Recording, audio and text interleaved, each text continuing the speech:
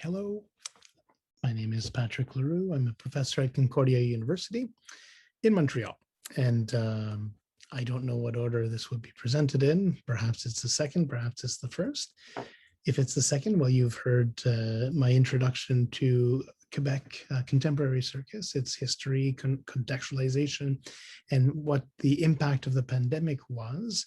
If not, well, you'll be seeing that talk next. What I'd like to share with you today is basically, I'll just get a share screen, how we define and situate contemporary circus in society today. Obviously, I'll be focusing on Western circus because this is what I know. This is the approach to circus that I've been interested in specifically over the past 10, 12 years. And defining contemporary circus is not actually all that easy, as you'll see as we sort of work through these ideas together. So first of all, contemporary circus. The term basically indicates what we're talking about. The contemporary is what is happening now. And circus obviously refers to a long tradition of circus making going back hundreds of years. But fundamentally, when we talk about contemporary circus, we're talking about the circus that is happening now, currently, no matter what its tradition. However, as the label suggests, there's something more happening here. There's something more transformative and distinct from previous practices. In the same way that we talk about contemporary dance, we talk about contemporary theater, contemporary music, etc. We're basically defining this type of circus in dialogue with its traditional forms, but also we're looking at what distinguishes contemporary circus itself from what preceded it, while drawing on its codes and practices.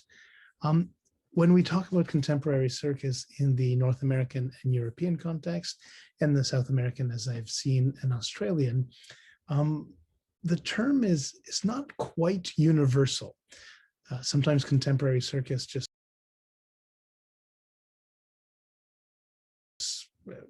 elicits a frown or a puzzled look. Some people will refer to it as acrobatic theater.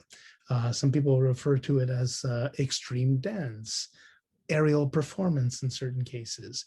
In South America, circo social, which is social circus. In other words, social circus is very close to the art for social change model, and yet a number of very strong artists emerge from that environment and sort of conflate the term social circus with its contemporary professional namesake. Sometimes we refer to this as post-national circus or off circus, circus off, as in what's happening in the margins, outside of officialdom, outside of legitimate forms.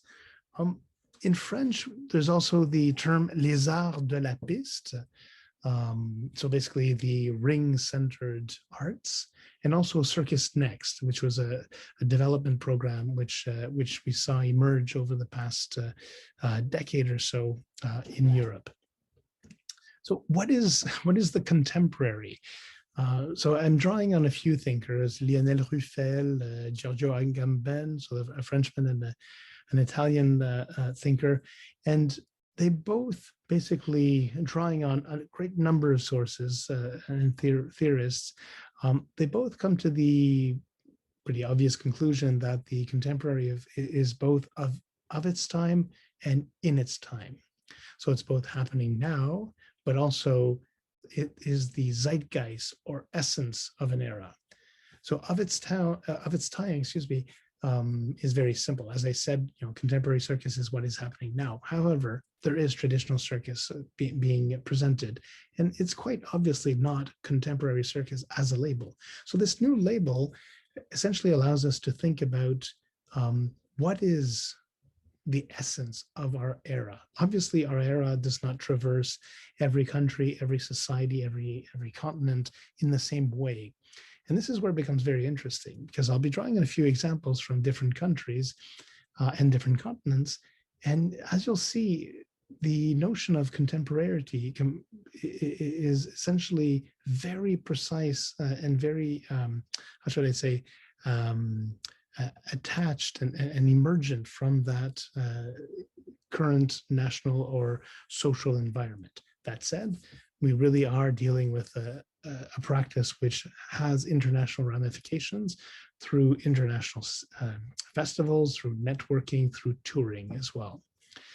So thinking of the contemporary, not just the circus, but the contemporary as a concept, allows for a synchronization of multiple temporalities into a single concept.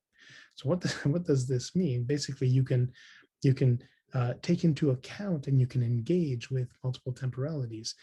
For instance, you can have a certain form of circus which is very much anchored in another era. You can have martial arts that are 1,000 years old and very much in that tradition, but you can also have new forms of martial arts, new forms of contemporary circus, new forms of dance that are coexisting on this same temporal plane in the same time and moment.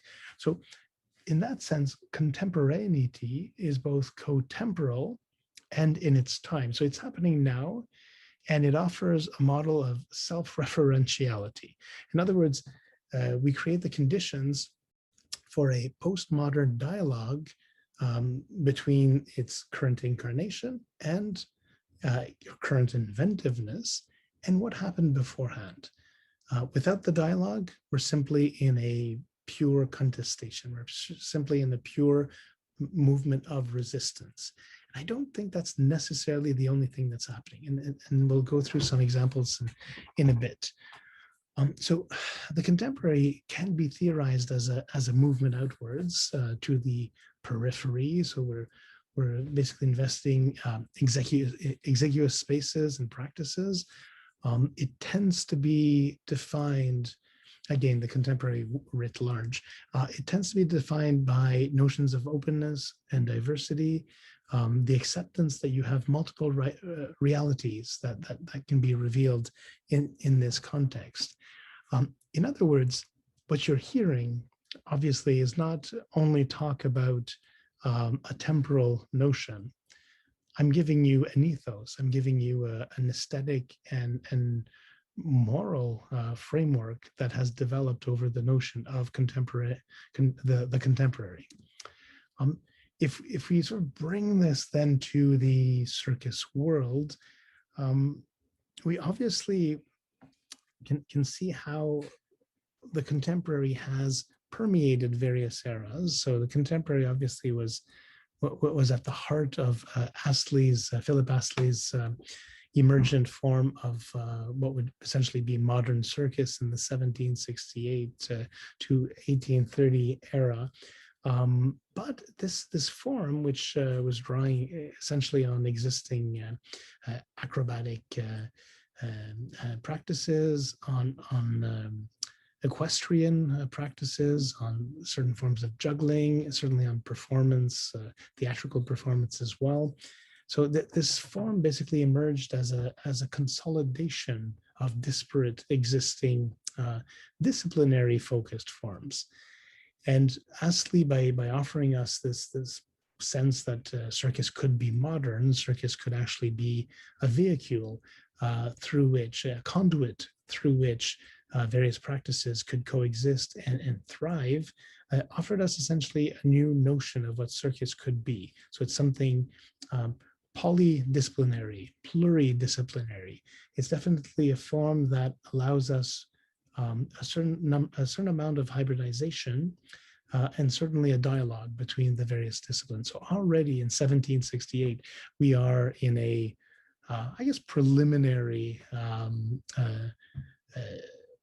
understanding of what the circus could eventually become in its postmodern existence. I'm using the circus eras as Pascal Jacob, a French scholar, had defined, but I'm also going to toy with this a bit and just explore this.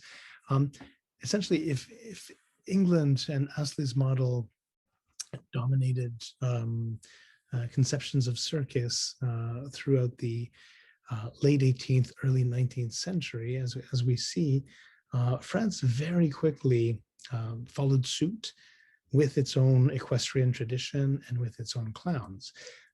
What France did as well, and I think they certainly had a long-lasting impact in terms of character development and practice development in clowning, they also built cirque en dur, so very concrete material circuses, so brick and mortar circuses, and a number of them still exist today throughout France. Germany followed suit in the late 19th century, early 20th century with animals, exotic animals, and their extreme acrobatics. And in parallel, you have the American perspective on circus, which was based on the extravaganza and the development of what they would call the freak show or the side show. And this is something extremely important in the creation of a circus lore, circus imaginary, a circus imaginary that everything since has basically either referenced, either worked against, or has espoused, sometimes as an ironic clin d'oeil, as an ironic nod to a previously extremely important form. Over the 20th century, we saw the Soviet Union develop its own very high-level elite training and clowning, and especially developing schools. And France in the 1970s into the 2000s essentially developed what would be called the nouveau cirque, new circus. And I'll talk about that in a bit. In Quebec, we've seen the emergence of commercial nouveau cirque and interdisciplinary circus. And Pascal Jacob, basically in the sort of in the early 2010s, 2012, he wrote this, was basically saying, you know what, there's this surprising emerging power in the circus world, and it's Quebec. And we would not have expected this given its relative lack of circus experience and history. However, because of Cirque du Soleil, because of Sept Doigts de la Main and Cirque Éloise, this model has basically imposed itself across the planet. But I would like to add what I'm also seeing since then, and especially over the past, really the past few years, is the emergence of what we could quite frankly call contemporary circus arts. In other words, we have here a further blurring of genres. We have a circus which will contest pretty much every element you can contest, and we'll dive into this a bit more as we consider what this all means. Let's go back to the 1970s. In the 1970s, there's this interesting sense that in France, then in Brazil, and then in Canada, and it's really in that order. But let's start with France. There's this sense that there needed to be a refounding of the circus. In other words, the circus had been basically controlled, driven by, and nourished by clans and families. However, following the Soviet model, but also just following a deep desire to invest circus with meaning, invest circus with political acumen, and also a desire to maybe renew some of the tired tricks. A number of schools were founded, and two of them, interestingly, were founded in France. You had basically, got my notes here, sorry, I've got too many notes. So in France, you've got the initial Annie Fratellini, and Pierre Etet created the École Nationale du Cirque, which would later become l'Académie Fratellini. That school still exists up in the northern part of Paris, and it's a school that is both a professional school and they employ their students. In other words, they find funding for the students to study. And the students also follow classes at the nearby university. So you have students who come in with a passion and a clear talent for circus, but who also want to have that additional university degree in the humanities and arts, and occasionally in some social sciences as well. So that was one of the sort of core schools that brought about a change in this notion of refounding the circus in France, certainly.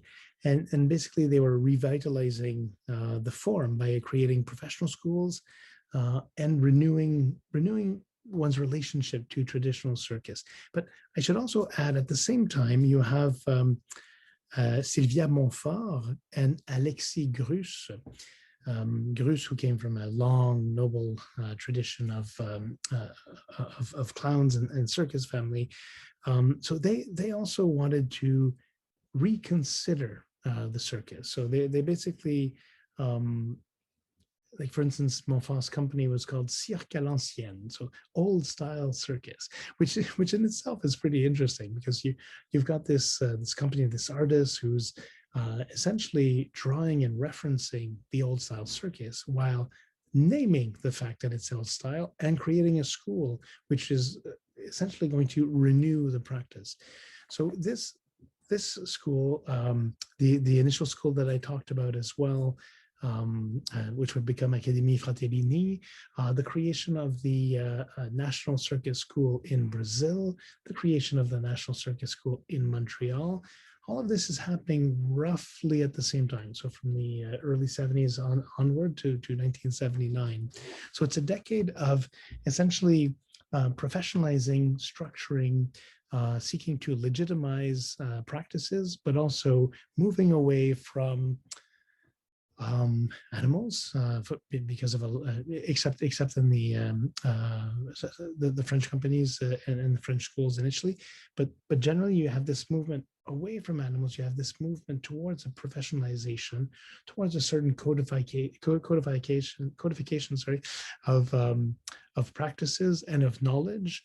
And you also have, over this period, the emergence of an understanding and a sensibility to circus as being fundamentally an art form, in the same way that opera, theater, dance, and other forms of performing arts can be and are.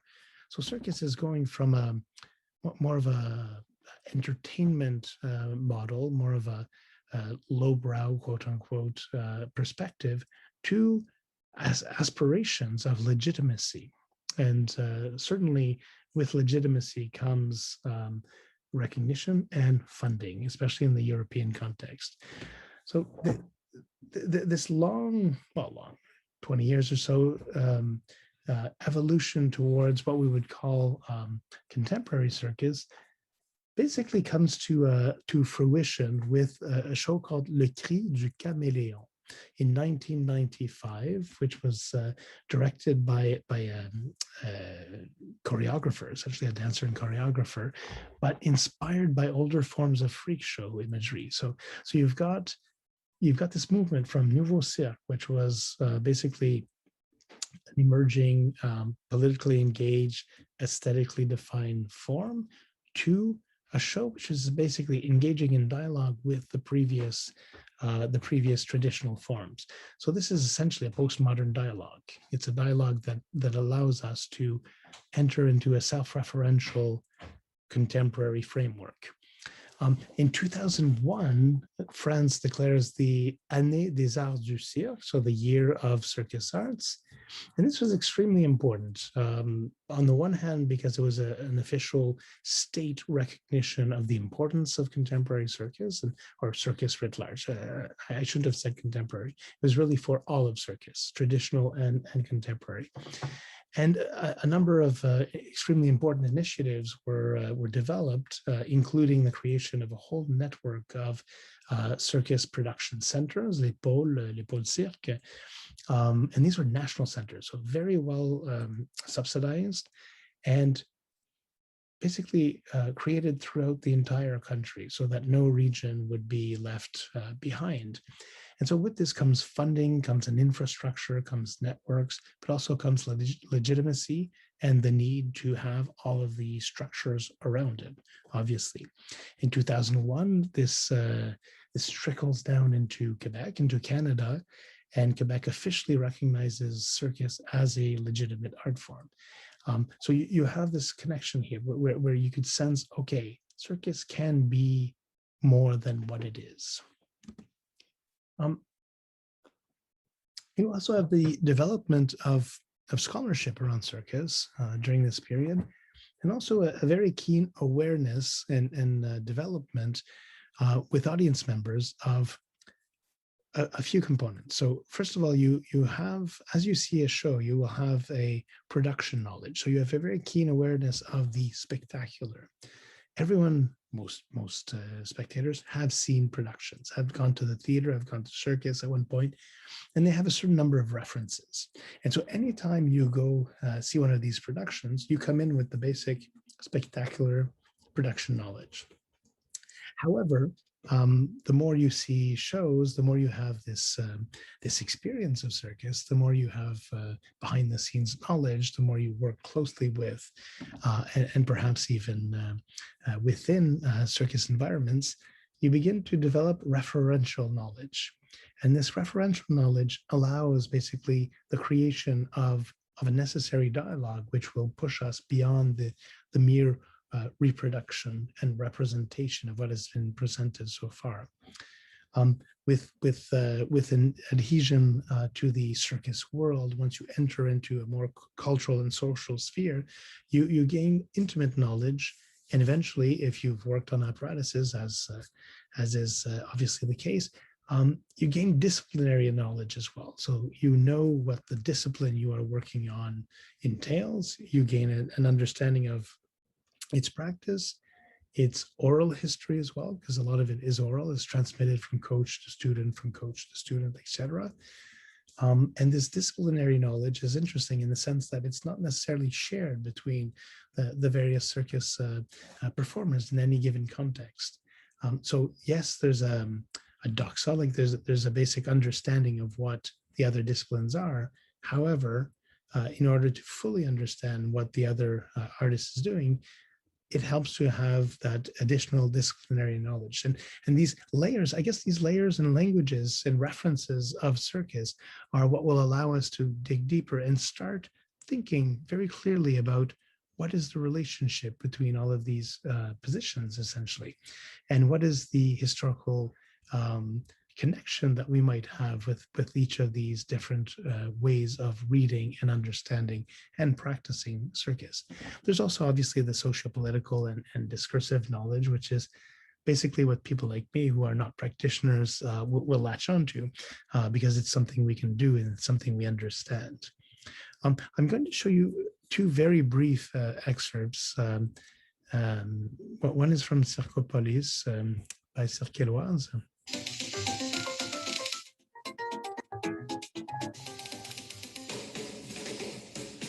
And this is a pretty interesting example where you don't actually need that much circus knowledge. You don't need that much circus referentiality in order to understand what codes they're playing with, what techniques they're using.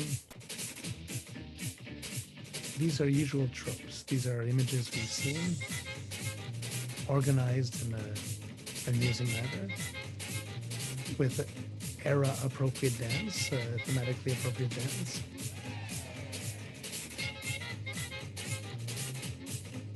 And as always with Cirqueloise, very, very high technicity, very high technical achievement. So we can gain access to that through the spectacular. The referential knowledge can be useful. We absolutely do not need an intimate knowledge of the circus world, and even less a disciplinary knowledge, in order for us as spectators to engage with this. And they're not trying to do that either. Basically, they're not revealing any of these further possible layers.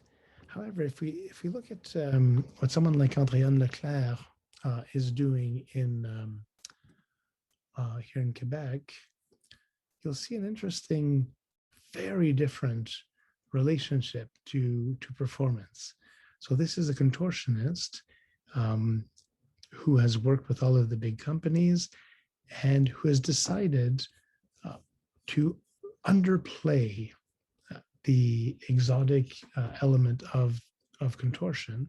She's decided to draw us in, not as voyeurs, but as almost interlocutors. She slowly, very, very slowly, over 50 minutes, eventually I think she developed a 60-minute show, she develops a contortion routine in which we forget the very existence of a body at one point. Right now it's very early, we're still seeing it and the lighting is very clear. But there's the slow revelation, hiding. There's a number of techniques that she uses that have a deep, profound impact on her physical state. And she had worked with Deleuzian theory quite a bit. And as she was developing this, she was also articulating what was happening within her body. She evacuated all of this talking eventually and brought it down to a more streamlined show. But this is definitely an example where, oops, I've just lost my, share my screen again. This is definitely an example where this deeper knowledge of circus becomes absolutely necessary. Why? Because she is addressing the experts. She is addressing people who are willing to dive deep, as she is, into this circus practice. So what is happening? Are we actually reinventing the circus? Or are we reconsidering it? Are we reinvesting it? Each society obviously reinvests the art form within its codes and its boundaries. And in North America, we basically broke with animal-based and traditional American circus imagery very early on. We've sort of toyed with and been sucked into this vortex of a confusion between the highbrow, lowbrow, and entering into the no-brow conception of cultural hybridization. And so what this means is that you can combine basically very elitist, very distinctive notions with mass appeal in a single show. And so today is an example of that. It draws very mass audiences, very many people. In Las Vegas, for instance, at one point they had 7-8 shows running simultaneously, 2,000 to 2,500 seats per show, 2 shows a night, every night. And you've got all of these spectators going to see a different show. And yet they're paying, the tickets are quite expensive. The quality, the production quality is absolutely astounding. It's like going to see the opera with like very careful consideration of the design elements, of the seating. So it's very highbrow, but at the same time, it's a massive appeal in an environment in which you can basically play the part you feel like playing. You can dress as you want. You can wear your baseball cap. You don't need to dress up as you would for the theater or the opera. In Europe, there was a breaking away of what had become essentially fossilized forms and family-based shows to a strong desire to be legitimate artistically, as I mentioned before. In Australia and New Zealand, you have some basically a parallel track where, and I'm really generalizing because there's so many companies, but if you look at it from up above, there's a strong visceral tie to the community. Where the Australian companies were working with youth, working with the underprivileged, with minorized people, and this fundamentally affected how the various companies developed, how they developed their relationship to each other, and how they promoted and presented the embodied spectacle, essentially. What bodies are they showing on stage? And we'll talk about that in a moment, but they were really considering this very deeply long before other countries started doing this. In Latin America, we've seen basically forms emerging from social circus, so art for social change, cercle social, but drawing on existing foreign forms and allow for a greater presence of theater. So I spent some time in a few South American countries, and I was struck by the very coexistence without any preoccupation, any confusion whatsoever, that it was circus or theater, but both just coexisted. It could go from circus to theater, and there was no problem. That's how it was. And so this was actually very, very interesting as well, to see. So as we mentioned, sorry, my phone's been ringing. As we mentioned, the circus as a contemporary art form is something that is happening, is something that is happening now, and it's constantly in dialogue with other art forms and current societal discussions.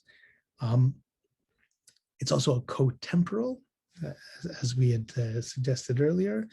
It exists in a long tradition, but often working against its very premises. Contemporary circus, as we understand it now, has an extremely high level of technical prowess. Never have, when you talk to jugglers who trained even 10 years ago, they say, the kids coming out now are just able to do things I am not able to do.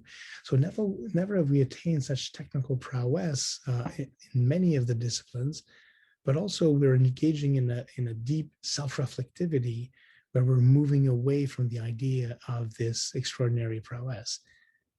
So, but there's a paradox there, obviously. So do you need to reach a certain skill in order to say it doesn't matter?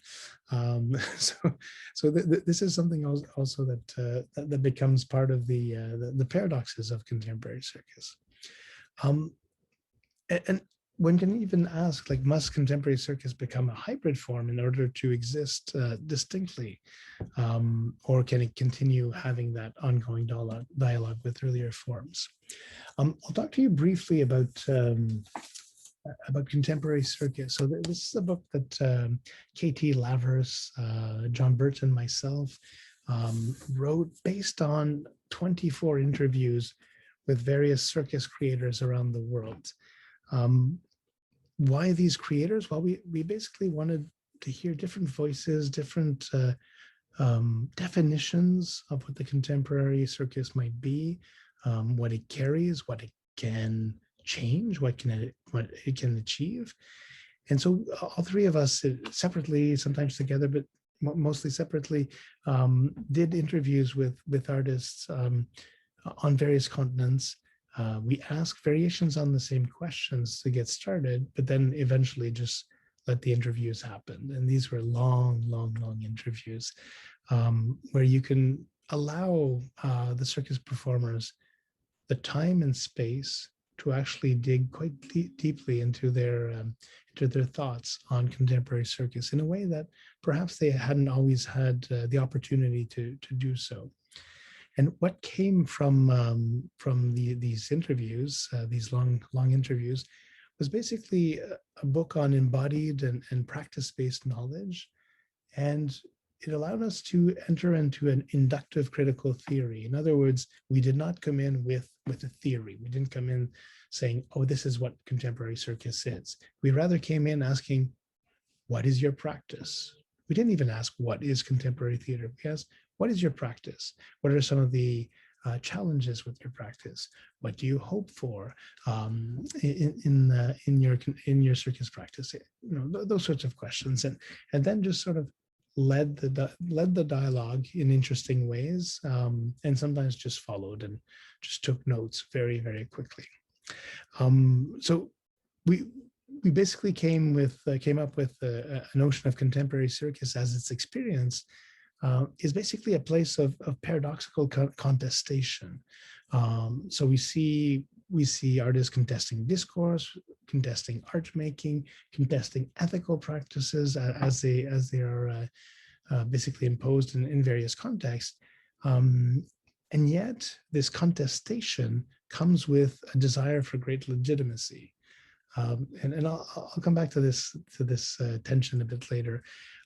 So the key themes that emerged, we explored in the first part the apparatus, then politics, performers, and new work creation. And I should mention also that this book was published in English, so we had to translate a number of interviews into English.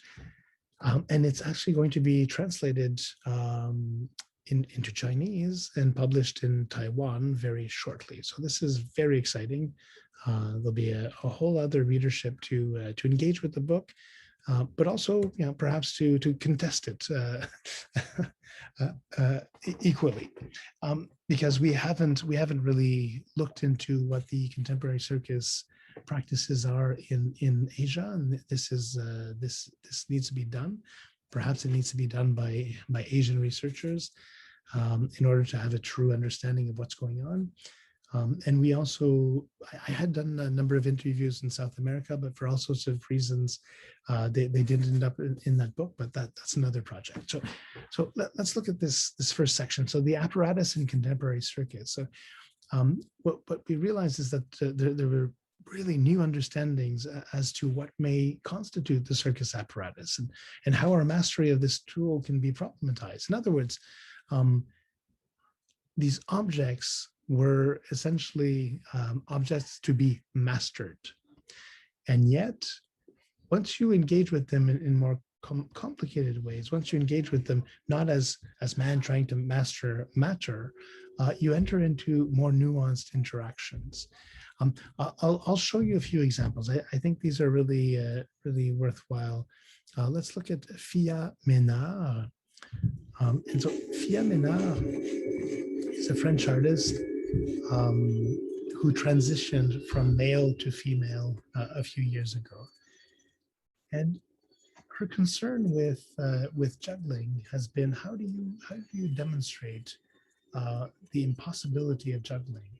How do you engage with matter without necessarily controlling it? And here you see her interacting with ice which will necessarily be transformed over the course of the production. So you can juggle all you like, but the matter is transformative. It will not remain. And she also, with this beautiful, delicate, eloquent show for children, explored dance and object manipulation without humans, and with bags and gloves and very precisely placed wind machines.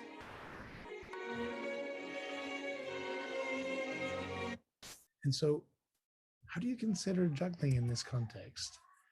Is the proposed juggling, or are we actually engaging in another type of relationship to the object? You also have people like Gandini, Sean Gandini, who is based in England.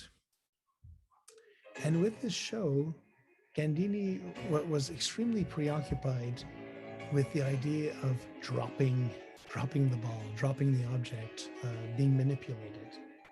And so the premise of Smashed is essentially to explore what happens when you let it go, when you actually allow things to happen, when you start juggling not only with great refined technique, as you see they do, and a very theatricalized approach to things, obviously, self-critical and self-mocking at times,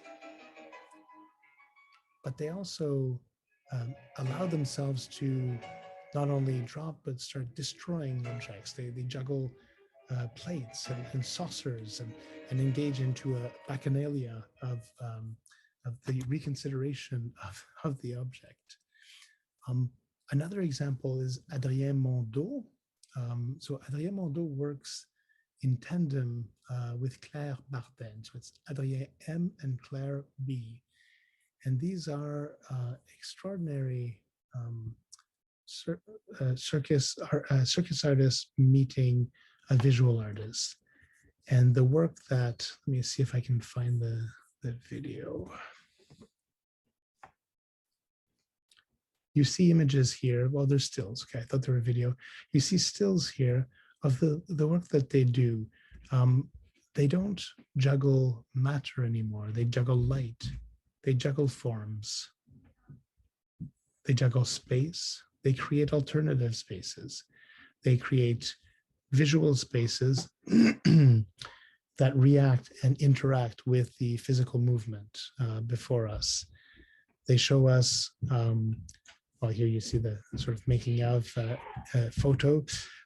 They basically bring us to another place where juggling is not about technicity. It's not about the number of balls. It's not about the number, the amount of time. It's not even about the codification if you're looking at various systems. It's really about how an artist can engage and juggle with time, with abstraction, how an artist can dematerialize circus, essentially. And obviously, examples like these are troubling or inspiring, depending how you envisage the evolution of circus. Another section was politics in contemporary circus. So you have here a very clear desire to contest and to problematize the normate. So what is the normate? It's a term that's been used in critical theory over the past decade or so. It's essentially the internalized and hidden social figure that is, in the case of circus, that is the constructed image of bodily appearance and cultural capital that gives this person a position of authority. So in other words, how can circus question authority? How can circus change our relationship to how we think a body should be, how we think a high achieving artist should actually present their acts. So we have here a number of artists exploring extraordinary abilities, but also extraordinary bodies beyond the sort of exhibition. I'm sorry, it's been a long day. Extraordinary bodies beyond the sort of freakish exhibition of these bodies that we saw in earlier circus environments. What do we see? We see new types of bodies. We see different cultural backgrounds, different experiences, very clear queer, Black, Indigenous, disabled, and female experience that are basically affecting the type of acts that are being developed, the type of demonstrations of skill as well. So it's less sports based, it's less sort of in your face, explicit, and it introduces a greater variety and perhaps a greater nuance of display of skill and sensitivity as well. So one of the first companies that truly explored that was Akaos in France. And this company, unfortunately, I don't have the video for it, but this company was extremely influential across all of Europe, into Brazil, basically all over the world. And they basically sort of came at it from a punk perspective, like punk rockers. And, you know, they had naked trapeze artists, and they had a metal-based show, and they had a show with objects basically being manipulated and being confronted, like a demolition derby type event. And what they did was basically allow for a sense of possibility and transgression. So circus does not have to be a certain way. It can be pretty much what we decide, but obviously this is based on a certain number of premises, a certain number of codes and expectations, and yes, some clear skill. So a few other examples in the political approach, I guess, to circus that we could certainly. Okay. Sorry, my cursor has gone. It's gone missing. There it is. Okay. So I'm going to pause this for a second. I'm having technical difficulties. My computer keeps freezing up. So bear with me. I'm going to pause it, but then come back with another short video in a few minutes. We've lost electricity a few times, and we're having a lot of technical problems. But fortunately, this is pre-recorded. Therefore, it'll be perfect when you see it. So bear with me, please.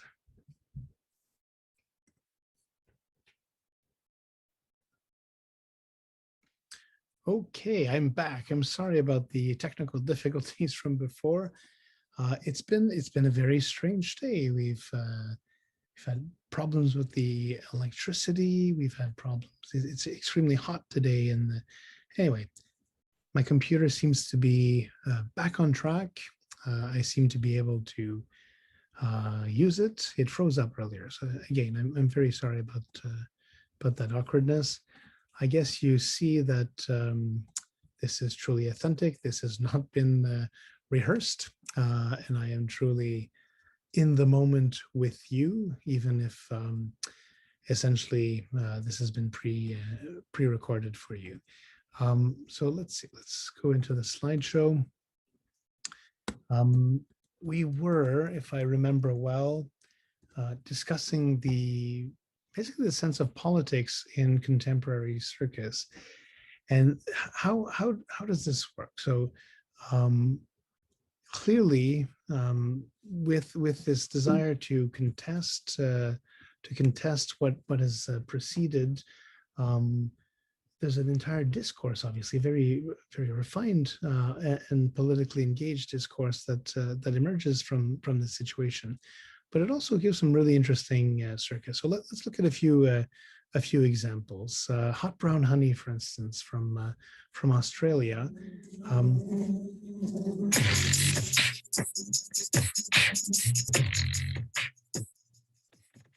So contesting the normate can be good fun.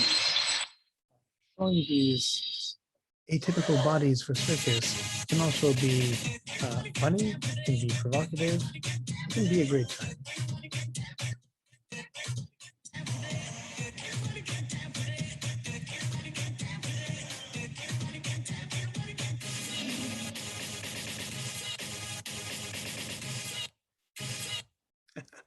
And so we have Hot Brown Honey, and guess who's coming to dinner?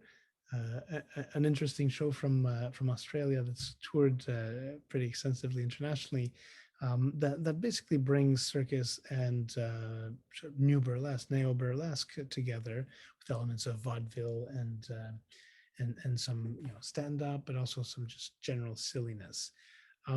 Again, another company, so from Australia, Circus Oz. Do you ever wonder what makes us us? I'll let them talk. And who are we anyway? Well, tonight we're going to take you on a journey into the world of the model citizen.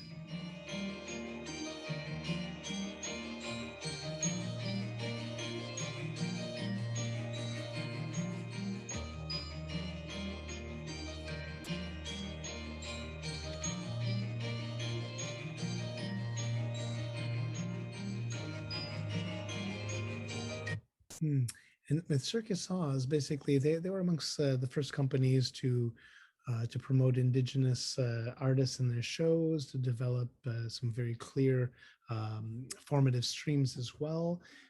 They had female basses and all of these initially transgressive proposals for circus, and a lot of their shows basically repose on this idea of staging sort of political change. They're in the logic of a utopian project, a project where society can actually be more inclusive and allow for fundamental change, and we're not necessarily stuck in this hegemonic model, obviously.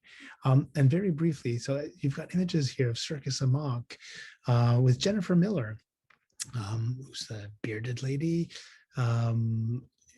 as you can see, and also she's a professor at the Pratt Institute. She's an extremely brilliant thinker and an engaged performer. Basically, Circus Amok has a desire and a mission, basically, to provide free public art addressing contemporary issues of social justice for the New York population. And they, in a sense, they're very close to some of the political theater that companies like Augusto Boal's company in Brazil and in Argentina used to propose. It's circus that can bring about change through positive reinforcement of featuring a difference, basically, that it isn't necessarily mocked, that it isn't necessarily seen through judging perspectives. Circus, a mock, is essentially a community circus with obvious level of professionalism that they basically will redirect towards ensuring that a dialogue actually occurs between the community and themselves, and especially between members of the community. So those are a few examples of some very politically active and engaged practices in contemporary circus today. If we look at the third section in the book, where essentially Katie, John, and I talked about, or rather asked a number of questions about performers in contemporary circus to the various directors we talked to. They were mostly directors. What came up was quite interesting. So you have basically directors who seek some of the best artists in the world, obviously, and who manage to draw them into their companies. But at the same time, these are directors and artists who are also mentioning that the presentation of bodily prowess in circus is actually being contested. So you have this tension between a desire for difference, but also at the same time, you've got a need and a desire for very high level performing artists. So you have professional schools all over the world that establish higher and higher benchmarks for technical achievement. There's this tension between more sports oriented and more artistically oriented training. Some schools are leaning more towards a sports model with coaches who basically give them very clear feedback and returns. Other schools are closer to art schools, and basically could be theater schools in the way they approach circus creation. Certain schools actually truly try to have this coexistence of both models. So risk-taking as a physical feat has been at the heart of contemporary circus practice because we've reached those technical levels. But at the same time, we can ask ourselves, is risk-taking actually occurring artistically, morally? What is the next step in thinking about risk and basically engaging with audiences as to the value and the contribution that exercising this risk might bring to their lives? I won't speak extensively about training. I think we could maybe talk about this in the question and answer period. But let me show you a few beautiful examples of some of the extraordinary performances that I've had the pleasure to see. Oh, the cursor is yet again frozen. Okay, so I will encourage you then to go see Circa Compagnie ici in Finzi-Pasca, and I will give the hyperlinks to the instructors in your school. So I'm sorry about that. This is extremely frustrating. I'd prepared all sorts of excerpts.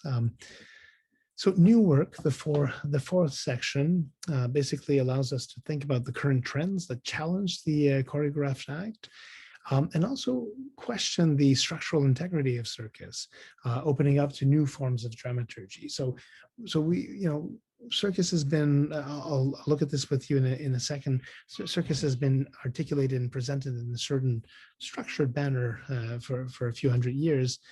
And yet, with some of the new work that's emerging, we are questioning the fact that everything must be act base. Perhaps we can also imagine shorter shows. During the pandemic, we saw very short forms emerge, 5, 10, 15, 20-minute forms emerge. And that was fine because they were online. These were forms that basically allowed the artists to truly dig into deeply into the research and artistic questions that they're asking themselves and find some manner of solution, and often actually propose some interesting additional questions. So we're entering into a logic which I guess we can call postmodern, post-dramatic imaginings and codes. And what do I mean by post-dramatic? Well, I'm drawing on theatrical culture and theory here. A thinker like Hans Thies Lehmann basically theorized that the post-dramatic was something that emerged over the course of the 80s, 90s, 1990s in European and North American circus practice. And it's where we've moved away from a dramatic model. So we've moved away from an Aristotelian model where everything is action-based. So an action provokes, a conflict provokes, an action when opposed creates conflict, which in turn creates a dramatic event, which in turn creates an emotion, and the emotion then creates an action. An action is a desire. So this is like the virtuous circle of dramatic writing in theater. However, with the post-dramatic, we're entering into a completely different way of conceiving shows. We're entering into a more instinctive manner. We're toying with notions of parataxis, for instance. In other words, like a non-hierarchical relationship between various components of the show. We're looking at simultaneity. So two performances perhaps cohabitating and entering into a dialogue, which is another take on parataxis, essentially. We're looking at models of plethora, so excess in duration, excess in form. We're also playing with the density of space and matter. So you can see how circus is basically not that far from a post-dramatic posture. The post-dramatic basically, contrary to the dramatic form of theater, so in theater, the action happens between the characters, right? So a character wants something from someone else or wants someone else. The action is feeding the striving towards the other, the striving movement towards the other. Whereas the post-dramatic theater basically situates the conflict and the action within the body. In other words, the body is the stage, the body is the host of this conflict. And as you can already anticipate, we are very, very close to the world of circus, especially contemporary circus, where we're extremely aware of the fact that we have performing bodies, performing personas, performing individuals coexisting, not even side by side, but in a layered existence. We are always, as spectators, always aware of the fact that someone is personally, physically, potentially compromised, or personally, physically engaging in an action for our own pleasure and our own amazement. And so our identification, our empathy towards this character will be twofold when we actually also consider the fact that the performer is also athletically rigorous, acrobatically rigorous and successful, but also the performer is playing a character and taking onto themselves the weight of the physical risks and the risk to their physical integrity. And so the post-traumatic, so happening in theater at the same time, naturally becomes extremely attractive, extremely interesting for various forms of circus that essentially allow us to truly rethink how we've constructed shows over the past few hundred years. So if you look at some of the circus narratives that exist, there are act-based narratives. So one act flows into another. you have a dramaturgy of virtuosity. In other words, it's act-based, except that with each act, we increase the difficulty. So it's an incremental increase in difficulty and virtuosity, which obviously ends with the most amazing act that will wow the audience. The third type of circus narrative or dramaturgy basically has to do with overcoming physical and material obstacles. In other words, this will be object-based, rigging-based dramaturgy. So the writing is fundamentally the confrontation between man or woman and object. So you have a number, like Seven Fingers in Montreal. A lot of their work is based on surmounting the obstacles that are placed before the individuals. There are a number of companies also in France who play with this object-based logic and who subvert the object through making the object basically a player within their shows. There's obviously thematic or dramatic types of narratives. A lot of Cirque du Soleil shows follow a theme or a storyline. But also there's composition or parataxis. Again, the parataxis that I mentioned earlier.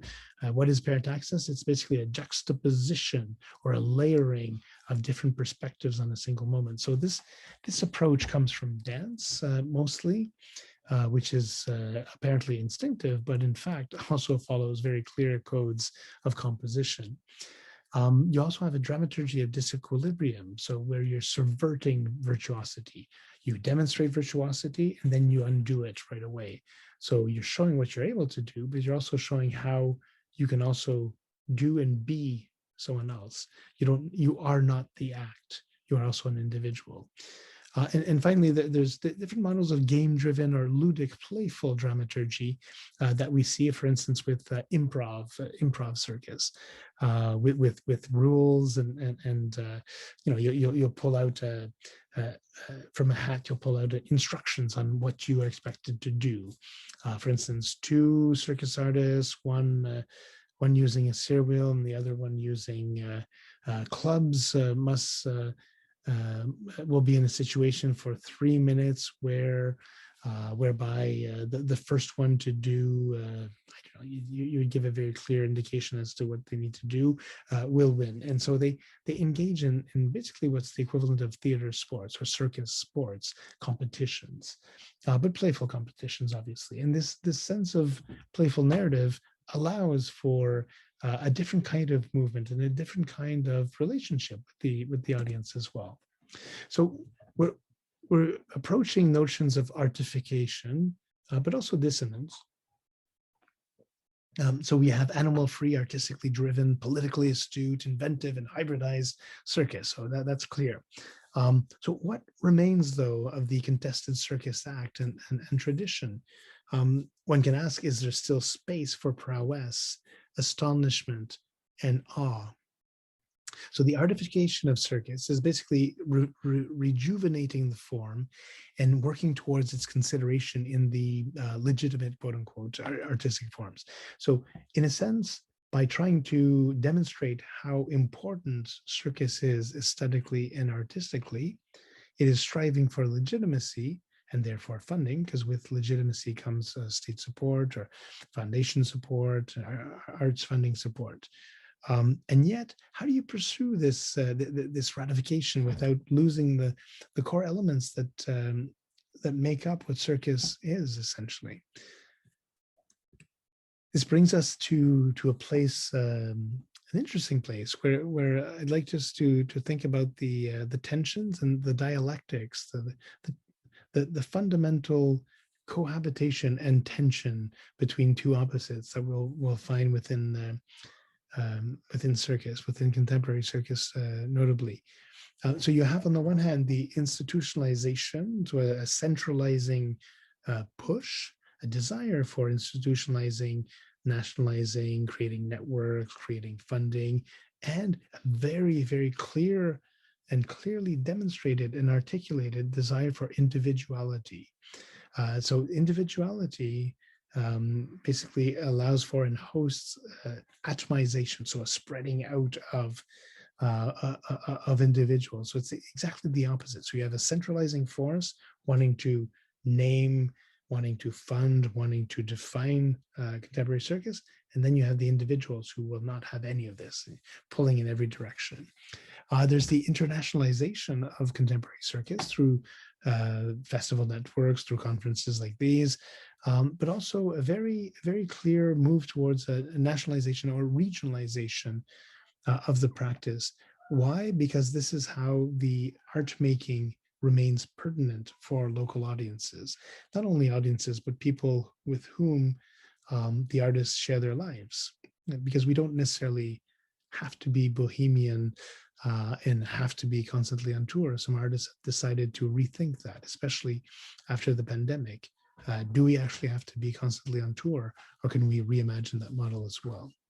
There's a tension also between the professionalization, so a desire for standards, and the contestation, as I mentioned, contesting the normate, contesting the training, contesting the apparatuses. A tension between the sense of social acceptability of the form, so the legitimization I was talking about, but also claimed or reclaimed otherness, so stating one's difference. Again, push and pull. There's a distinction between the poetics and the ethics. In other words, the aesthetics that are put forth by the various companies, and the social awareness that comes also with a lot of these artists as they place this at the very heart of their artistic process. And finally, the tension, the never-ending tension between a high technical skill and basically an authentic or a singular expression. So what makes you individually special? Beyond the act, you have an act, you develop an act.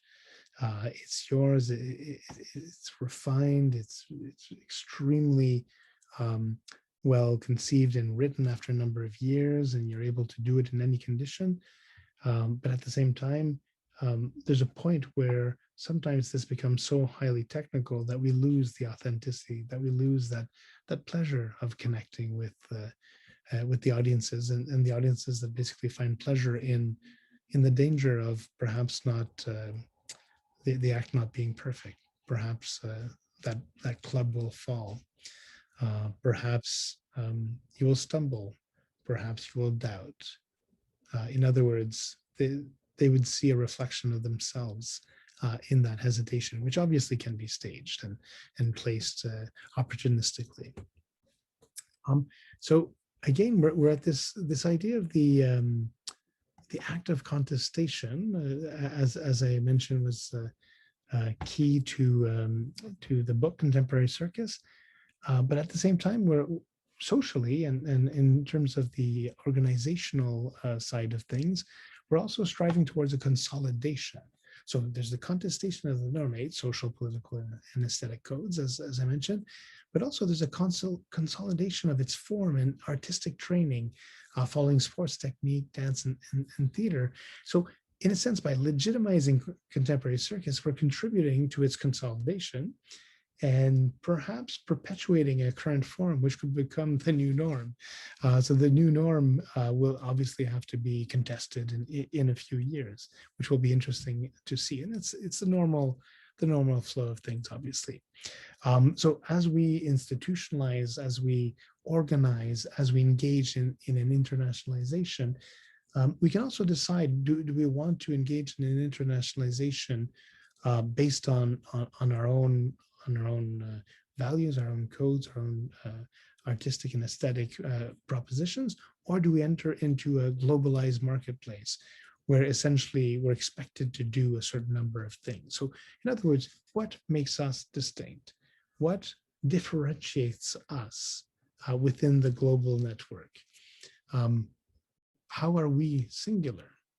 And that's fundamentally how we bring about change. Otherwise, if everything's similar, if everything is following a certain codification, well, we're just recreating a new normate. So this is a paradoxical position from art making that had been on the margins, but the more you lean towards the margins, the more you try things that won't be commercially viable, for instance, the more you'll expect and need institutional and state support, as this can't be sustained commercially. So to lead towards I guess, a brief conclusion, the contemporary circus is in an absolutely fascinating place of reinvention, of constant reinvention, of constant challenge and challenging of the various codes. If we follow that logic throughout, it leads to basically annihilation of its own. I'm being